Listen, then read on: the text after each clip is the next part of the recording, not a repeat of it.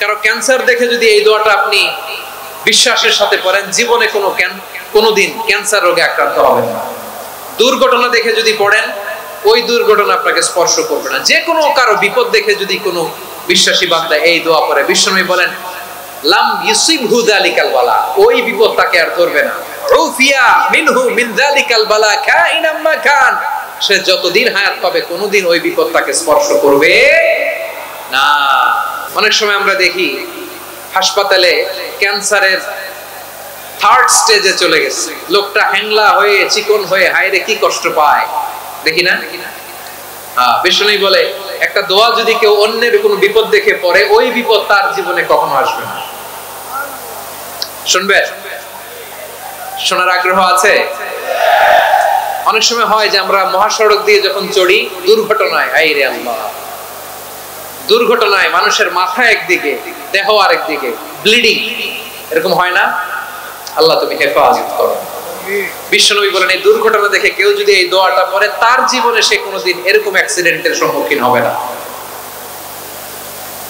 শুনবেন? বিশ্বনবী বলেন অন্যের বিপদ দেখে কেউ যদি পড়ে, আলহামদুলিল্লাহিল্লাযী আফানি মিম্মা বাতালাকা বিহি ওয়া ফাদ্দালানি আলা কাসীরিন মিম্মান খালাকা তাফদীলা, মানে প্রশংসা সেই আল্লাহ, যে আল্লাহ তাআলা তোমাকে যেই জিনিস দিয়ে পরীক্ষা করেছে, আমাকে ওইটা থেকে বাঁচিয়ে দিয়েছে। তোমাকে আল্লাহ যেই বিপদে ফেলেছে, আমাকে ওই বিপদ থেকে তিনি মুক্ত রেখেছে, আর তার অনেক সৃষ্টির উপর আমাকে তিনি প্রাধান্য দিয়েছে। সুবহানাল্লাহ পড়েন।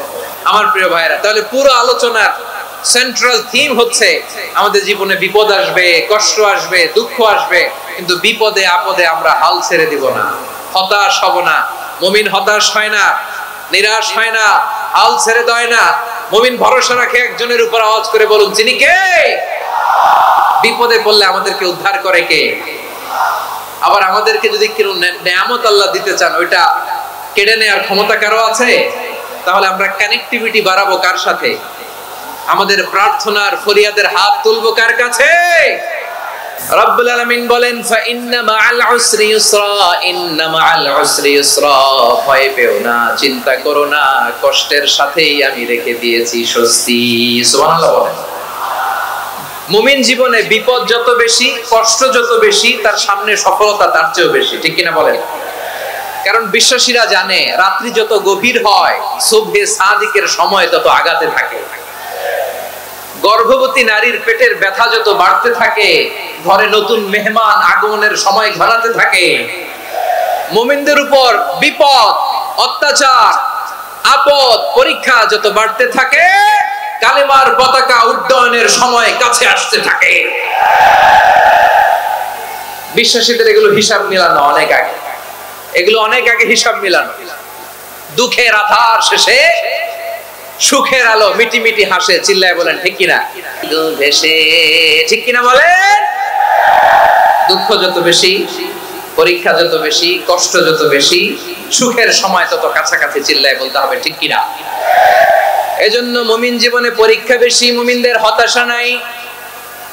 মুমিনরা নিরাশ হয় না, হতাশ হয় কাফিররা। মুমিনরা কখনো হাল ছেড়ে দেয় না, মুমিনরা ভরসা রাখে একজনের উপর, তিনি কে?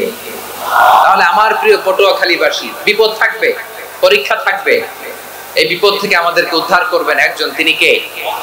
আমরা শুধু আল্লাহর উপরই ভরসা রাখবো। রাজি আছেন তো? চাইবো একজন সত্তার কাছে। আওয়াজ করে বলুন, তিনি কে? একজন সত্তার কাছে চাইবে। বিশ্বনবী ওনার চাচাতো ভাই আব্দুল্লাহ ইবনে আব্বাস রাদিয়াল্লাহু তাআলা আনহুকে বললেন, ইয়া আব্দুল্লাহ ইবনুল আব্বাস, হে আব্দুল্লাহ ইবনে আব্বাস, ইযা সাআলতা ফাসআলিল্লাহ, যখন চাইবে আল্লাহর কাছে যাও। ও আব্দুল্লাহ, যখন চাইবা আল্লাহর কাছে চাও। ওয়া ইযা ইসতাআনতা ফাসতাইন বিল্লাহ, যখন সাহায্য চাইবা আল্লাহর কাছে ফরিয়াদ করো। জেনে রেখো ও আব্দুল্লাহ, ওয়া'লাম আন্নাল উম্মাতা লাউ ইজতামাআত আলা আন ইয়ানফাউকা বিশাইইন লাম ইয়ানফাউকা ইল্লা বিশাইইন ক্বাদ কাতাবাহু আল্লাহু লাক। ও আব্দুল্লাহ, জেনে রেখো, মনে রেখো, গোটা বিশ্বের সবাই মিলে যদি তোমার উপকার করতে চায়, ততটুকুই তারা করতে পারবে যতটুকু আল্লাহ তোমার নসিবে সেটা লিখে রেখেছে, ঠিক কিনা বলেন? আর যদি গোটা বিশ্বের সবাই মিলে তোমার বিরুদ্ধে কনস্পাইরেসি করে, ষড়যন্ত্র করে, গোটা বিশ্বের সবাই মিলেও যদি তোমার ক্ষতি করতে চায় ততটুকুই শুধু পারবে যেটা আল্লাহ তোমার জন্য বরাদ্দ রেখেছে। যতটুকু আল্লাহ তাআলা তোমার জন্য বরাদ্দ রেখেছে অতটুকুই ক্ষতি করতে পারবে, আর এক চুল বেশিও করতে পারবে না, কমও করতে পারবে না। চিল্লায় বলেন ঠিক কি না? এজন্য আমরা চাইবো কার কাছে? সবাই বলেন নাই, আওয়াজ করে বলেন কার কাছে? সব সময় আমরা আল্লাহর কাছে চাইবো, বিপদে আপদে, সুখে দুঃখে, সচ্ছল অবস্থায় অসচ্ছল অবস্থায়, পরাজয়ের সময় বিজয়ের সময়, সব সময় আমরা ভরসা রাখবো কার উপর? সবাই বলুন। একদল লোক আছে যারা বিপদে পড়লে আল্লাহরে ডাকে, আছে না নাই? পটুয়াখালীতে মাশাআল্লাহ নাই, বিপদ আসলে আল্লাহরে ডাকে, বিপদ নাই আল্লাহ নাই। বিপদে পড়লে নামাজ পড়ে, বিপদও নাই নামাজও নাই। বিপদে পড়লে জিকির করে, বিপদ যখন চলে যায় ওদের জিকিরও বন্ধ হয়ে যায়। এরকম আছে না নাই? কিছু লোক দেখবেন পরীক্ষা আসলে নামাজ পড়ে, আছে আছে জেনজি আওয়াজ করে, এরকম আছে? এই কমন পড়ে গেছে, কমন পড়ছে। দেখবেন পরীক্ষার সময় নামাজ পড়ে, পরীক্ষাও নাই নামাজও আছে। এরকম কিছু লোক আছে অসুস্থ হলে আল্লাহরে বড্ড ভালোবাসে, আল্লাহরে খুব ডাকে। অসুস্থ হইলে অসুস্থতাও নাই, আল্লাহর স্মরণও নাই। দেখবেন কিছু লোক নির্বাচন আসলে খুব আল্লাহওয়ালা হয়ে যায়, তখন দেখবেন মাথার মধ্যে হেজাব লাগায়, পাঞ্জাবি লাগায়, আল্লাহওয়ালা হয়ে যায়। নির্বাচনও নাই, এরপরে আল্লাহর কথাও নাই। আছে না নাই? না, এরকম হওয়া যাবে না। সব সময় আমরা আল্লাহরে ডাকবো, বিপদে আপদে সব সময় ভরসা রাখবো আমরা একজনের উপর। আওয়াজ করে বলেন তিনি কে? এ কথাই আল্লাহ তাআলা আমাদের চোখে আঙ্গুল দিয়ে জানিয়ে দিলেন, ফাইদা রাকিবু ফিল ফুলকি দা'আল্লাহ মুখলিসিনা লাহুদ্দিন ফালাম্মা নাজ্জাহুম ইলাল বাররি ইযা হুম ইউশরিকুন। আল্লাহ বলে একদল লোক আছে, তারা যখন নৌযানে চড়ে, জলযানে চড়ে, সাগরের মধ্যে যখন জাহাজে চড়ে, লঞ্চে চড়ে, তারা যখন তুফানের সম্মুখীন হয় তখন তারা আল্লাহরে বড্ড বেশি ডাকে, একান্ত ভাবে ডাকে, বিশুদ্ধ চিত্তে ডাকে।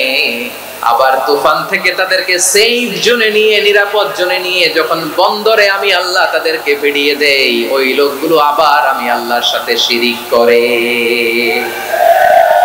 এরকম আছে না নাই? জাহাজে উঠছে, সাগরের মাঝখানে তুফান, ওই সময় দেখবেন আল্লাহ কারে কয়। এই কথা তো আপনাদেরকে বোঝানো সহজ, আপনারা তো নদীর দেশের মানুষ। লঞ্চে চড়েন নাই কারা কারা? দেখি, লঞ্চে চড়ছেন? হ্যাঁ, লঞ্চে চড়ে নাই এরকম একজনও নাই এখানে। আচ্ছা, লঞ্চে উঠছেন কে কে? দেখি। মাশাআল্লাহ মাশাআল্লাহ মাশাআল্লাহ, ঠিক আছে, আপনাদের বোঝানো সহজ। আচ্ছা, লঞ্চে উঠে তুফানের সম্মুখীন হয়েছেন, জলোচ্ছ্বাস, সবাই? মাশাআল্লাহ। এই ওয়াজ তো আপনাদের মুখস্থ, ঠিক কিনা বলেন? আমার বলার দরকার নাই, বলেন। মাঝ নদী, তুফান, জলোচ্ছ্বাস, জলের মধ্যে উচ্ছ্বাস, ঢেউ, টর্নেডো, সাইক্লোন, মেঘের ঘনঘটা, পরিবেশ ঘুটঘুটে অন্ধকার, লঞ্চ একবার এদিকে আরেকবার ওইদিকে, ভিতরে কি অবস্থা হয় বলেন তো? হ্যাঁ, তখন মুসলিম আল্লাহর ডাকে, হিন্দু আল্লাহর ডাকে, ঠিক কিনা বলেন? আস্তিক আল্লাহর ডাকে, নাস্তিক আল্লাহর ডাকে, ঠিক কিনা? লঞ্চের ভেতর, স্টিমারের ভেতর কান্নার রোল পড়ে যায়, চিৎকারের রোল পড়ে যায়, সবার মুখ দিয়ে শুধু একটা আওয়াজ, লা ইলাহা লা ইলাহা লা ইলাহা সুবহানাল্লাহ আলহামদুলিল্লাহ লা ইলাহা। আল্লাহ নামের জিকির করবে যারা, আল্লাহর কাছে প্রিয় তারা, আল্লাহর কাছে প্রিয় যারা জান্নাতে প্রবেশ করবে তারা জোরে লা ইলাহা লা ইলাহা ইল্লাল্লাহ লা ইলাহা ইল্লাল্লাহ মুহাম্মাদুর রাসূলুল্লাহ সাল্লাল্লাহু আলাইহি ওয়াসাল্লাম। আমার প্রিয় পটুয়াখালীবাসী, তাহলে লঞ্চের ভেতরে যখন আমরা তুফানের মধ্যে পড়ি তখন সবাই মিলে আমরা একটা নামের জিকির করি। নামটা কার? মুসলমানেরাও ডাকে, হিন্দুরাও ডাকে, আস্তিকও ডাকে, নাস্তিকও ডাকে, সবাই ডাকে একজনকে। তিনি কে?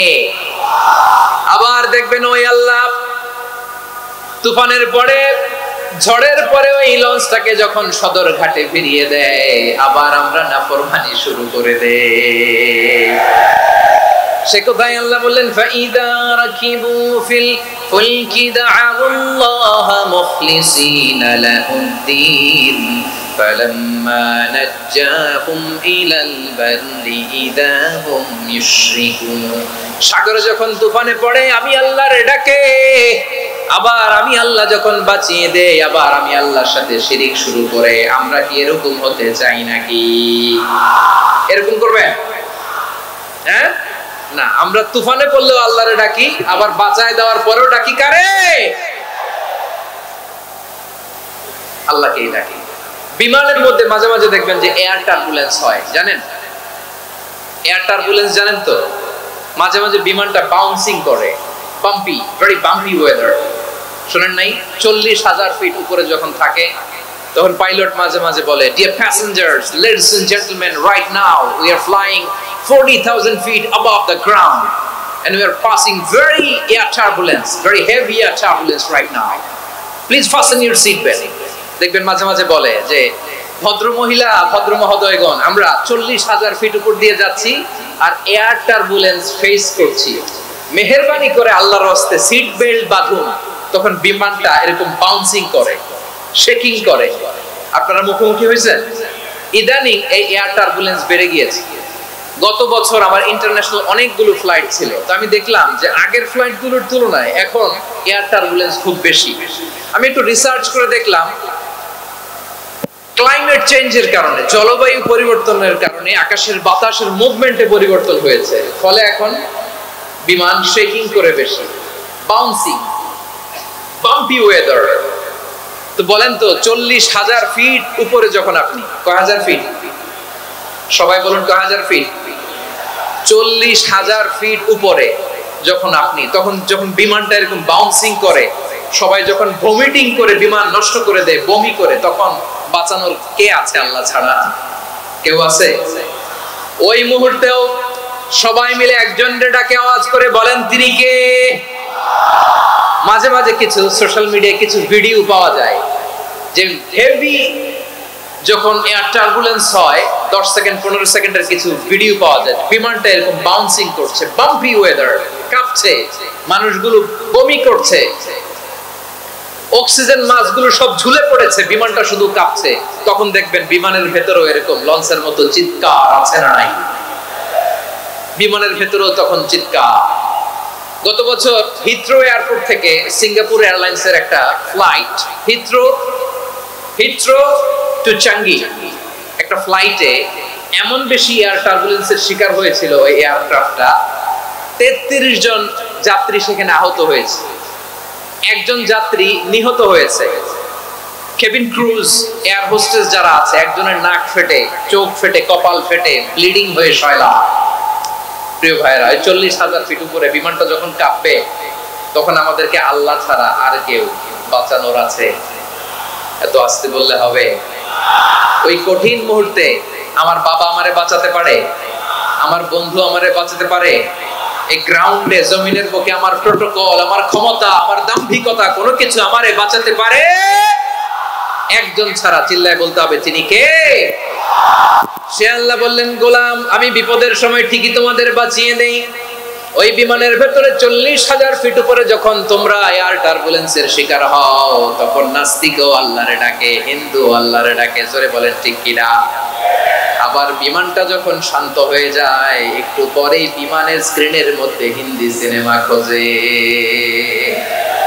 বিমানের স্ক্রিনে কিন্তু বিশাল ওখানে আফলাম ফিল্মের একেবারে বোঝাই করা। বিমানটা শান্ত হলে আবার হিন্দি সিনেমা দেখা শুরু করে। একটু আগে ডাকছিল কারে কারে দেখবেন বাংলাদেশে আমাদের ক্রিকেটাররা যখন অন্য কোনো দেশের সাথে খেলে অনেক সময় এমন হয় বল বাকি একটা, রান দরকার 6টা। বল বাকি কয়টা? পটুয়াখালী বোঝে নাই বোধহয়। বল বাকি কয়টা? রান দরকার। আপনি দেখবেন ক্যামেরাম্যান তখন গ্যালারিতে খালি দেখায় দর্শকদের যে কি অস্থিরতা। হিপ হপ স্টাইলের মেয়েটা, যে মেয়েটার ওড়না এতক্ষণ ছিল গলায়, এতক্ষণ কই ছিল, ওই মেয়েটা দেখবেন ওড়নাটা টেনে মাথায় দিয়ে এরকম মুনাজাত ধরতেছে, আল্লাহ আল্লাহ, একটা ছক্কা, আল্লাহ আল্লাহ, আমার লাল সবুজের পতাকারে তুমি অপমানিত কইরো না আল্লাহ, ইন্ডিয়ার সাথে আমাদের খেলা, আল্লাহ আল্লাহ, একটা ছক্কা, একটা একটা। পুরো পুরো খেলা জুড়ে এই মেয়ের ওড়না ছিল গলায়, কিন্তু যখন 1 বলে 6 রান দরকার ওড়না চলে আসছে কোথায়? মাথায়। আবার মুনাজাত আছে না নাই? ঠিকই বাংলাদেশের দামাল ছেলে এমন এক শট মারলো, বল চলে গেল স্টেডিয়ামের বাইরে, ছক্কা, জিতে গেলাম আমরা। পুরো স্টেডিয়াম জুড়ে চিৎকার, হই হুল্লোড়, মौज মাস্তি। যেই মেয়েটা মাথার মধ্যে ওড়না দিয়ে এতক্ষণ সুবহানাল্লাহ সুবহানাল্লাহ বলে আল্লাহর কাছে দোয়া করেছে, ওই মেয়ে এখন আবার ওড়না ফেলে দিয়ে নাচা শুরু করে দিয়েছে। তাহলে আল্লাহর ভয়, আল্লাহর প্রতি আস্থা, বিশ্বাস, ভালোবাসা, এটা কি ক্ষণিকের জন্য? মানে আমার যখন লাগবে তখন আল্লাহর ইউজ করব নাকি? হ্যাঁ, বিপদে আপদে, সুখের সময় দুঃখের সময়, সচ্ছল অসচ্ছল অবস্থায় বিশ্বাসীরা ভরসা রাখে একজনের উপর। চিৎকার করে বলে পটুয়াখালী তিনি কে? সে আল্লাহ বললেন, গোলাম মনে করো না জাহাজ থেকে সদরঘাটে ভিড়িয়ে দিলাম তুমি নিরাপদ হয়ে গেছো, মনে করো না 40,000 ফিট থেকে সেফ ল্যান্ডিং এর পরে এয়ারপোর্টে নেমে গেলেই তুমি নিরাপদ হয়ে গেছো। ও মিয়া, বিপদ কি শুধু সাগরে আর আকাশে? ঘরের বিপদও, ঘরের ভেতরও বিপদ আসতে পারে কি পারে না?